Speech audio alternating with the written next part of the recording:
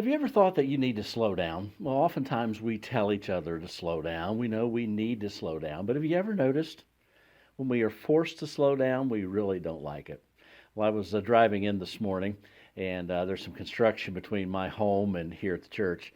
And it's interesting. Suddenly I'm just driving along slow.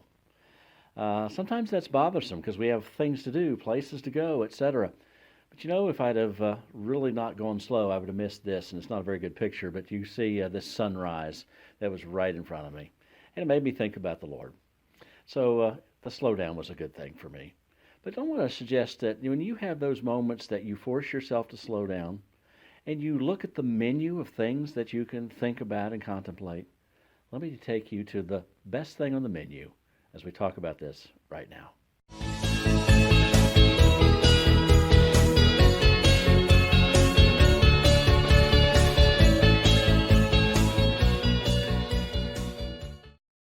Well, we do have a menu of things to look at and think about when we have some moments in our lives, but I want to encourage you to redeem your time, whether it's your commute or a little bit of quiet time at the beginning or the end of the day, to think in a particular direction. You're not going to be surprised where I go, but I want to take you to a verse that's found in Psalm 119, verse 15, where it says, the psalmist there writes, I will meditate on your precepts, I will contemplate your ways.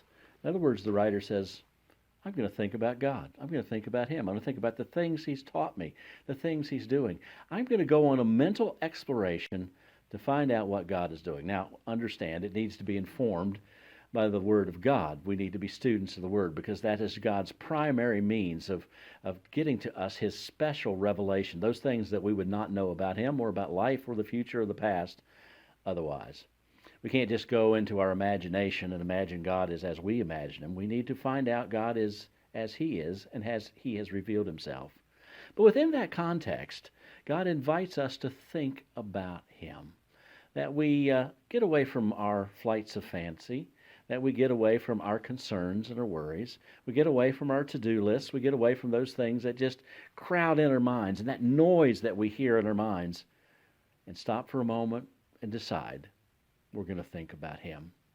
It'll have a calming effect on your life and probably in your body, but it'll also do this. It will help you to begin to recognize and see God's involvement in your life, to not miss those blessings that He's planted along the way, not so that we would not fail to hear those little nudges that He gives us to redirect our lives or to redirect our focus. So let me just encourage you today.